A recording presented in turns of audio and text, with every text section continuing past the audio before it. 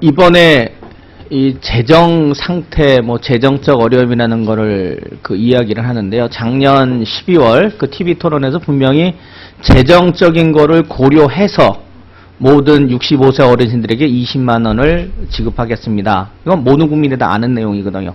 그리고 재정 조달은 지하경제를 양성화해서 탄로소득을 확보하고 그 다음에 긴축재정을 통해 가지고 그걸 하겠다.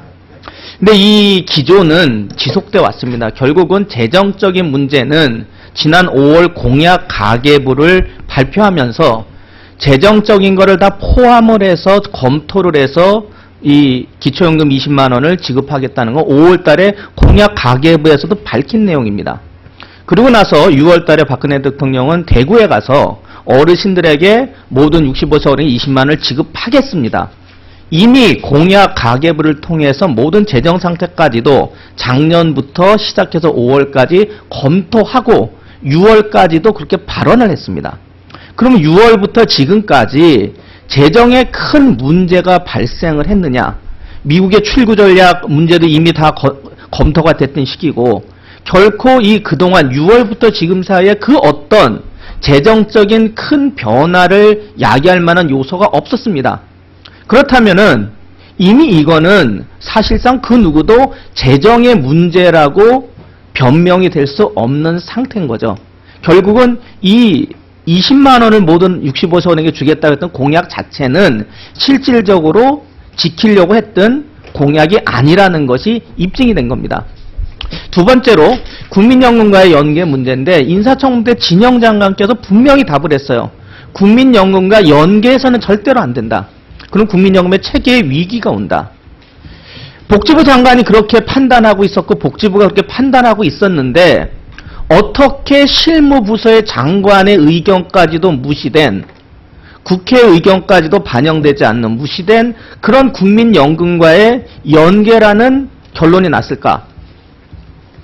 이거는 그렇다면 어디서 복지부는 국민연금과 연계해서는 안 된다고 장관을 비롯한 모든 사람들의 입장이었는데 국민연금과 연계하는 결론이 났다면 도대체 누가 결정한 일인가?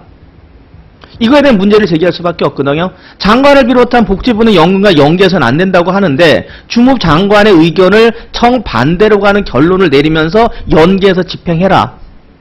그건 있을 수 없는 일이죠.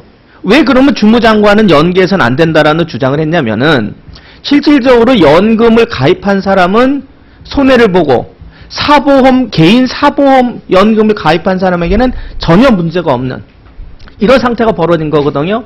또 국민연금이 2028년 되면 누구나 다 기초노령연금을 20만 원을 받게 돼 있어요. 65세 이상이면은. 근데 지금 이 제도로 가면은 국민연금 가입자들은 2028년이 되더라도 10만 원, 지금 이제 현실 물가를 반영한 금액이죠. 10만 원밖에 받지 못하는. 바꿔 말씀드리면 모든 국민연금 가입자에게는 큰 불이익이 돌아오는 제도를 만들어 준 거거든요. 그렇다면 누가 국민연금을 가입해가지고 납입을 하겠냐고요. 개인 보험을 하죠. 그 다음에 은행에다 돈을 맡겨놓죠. 왜 이런 부분에 있어서 꼭 이렇게 역행하는 사회보장 제도를 거꾸로 역행하는 이런 제도를 만든 사람들이 도대체 누굴까? 그래서 저는 이번에 분명히 공약 가계부를 만든 장본인들에 대한 책임자 추궁이 있어야 됩니다. 5월까지도 분명히 재정적인 문제를 고려했다고 하면서 발표한 내용이 그것 또한 사기였기 때문에 그런 대국민 사기를 한 그 공약 가계부 만든 책임자 또 복지부의 장관과 해당 부처의 의견을 무시하고 어떤 사람들이 도대체 이런 국민연금과 연계하는 그런 정책적인 결정을 내렸는가 그걸 분명히 밝혀야 할 것으로 생각합니다. 이거는 단순히 정치적인 문제가 아닙니다.